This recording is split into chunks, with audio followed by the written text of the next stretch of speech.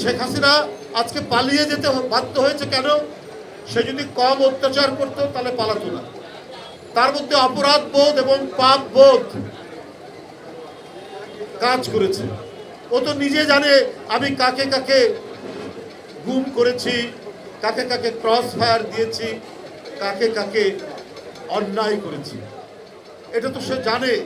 কিন্তু তারপরেও দেখেছে যে এত অবিচার করলাম তাদের উপর, এত অত্যাচার করলাম, অথচ এই বিএনপির সমর্থক ডাক্তাররা তারা দেশের এই ঝড় জলোচ্ছ্বাস বন্যায় এরা দৌড়ে যায়। এরা প্রচণ্ড শীতের মধ্যে শীতার্ত মানুষকে গরম কাপড় দেয়। এরা আপনার ওষুধপত্র নিয়ে প্রত্যন্ত অঞ্চল যেখানে পানিতে ডুবে গেছে সেখানে তারা ওষুধপত্র দেয়। এই যে অন্তর্গত একটি স্পিরিট, এই যে ইনার স্পিরিট, এই স্পিরিটটা দমাতে পারেনি বলেই আজকে গণতান্ত্রিক শক্তির বিজয় হয়েছে। শেখ হাসিনা পালিয়ে গেছে। কারণ অন্যায় করলে তাকে পালাতে হয়, অবিচার করলে সে নিজ দেশে থাকতে পারে না।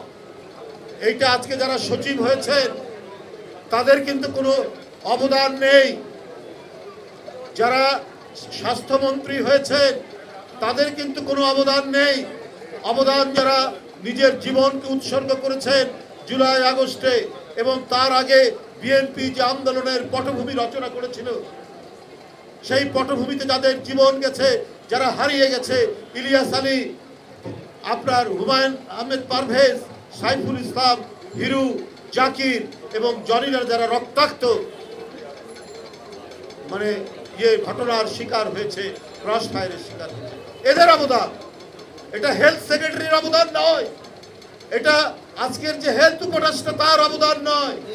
কিন্তু আমরা দেখেছি এই স্বাস্থ্য মন্ত্রণালয় অত্যন্ত বিমাতাসুলভ আচরণ করে জাতীয়তাবাদী শক্তির বিরুদ্ধে।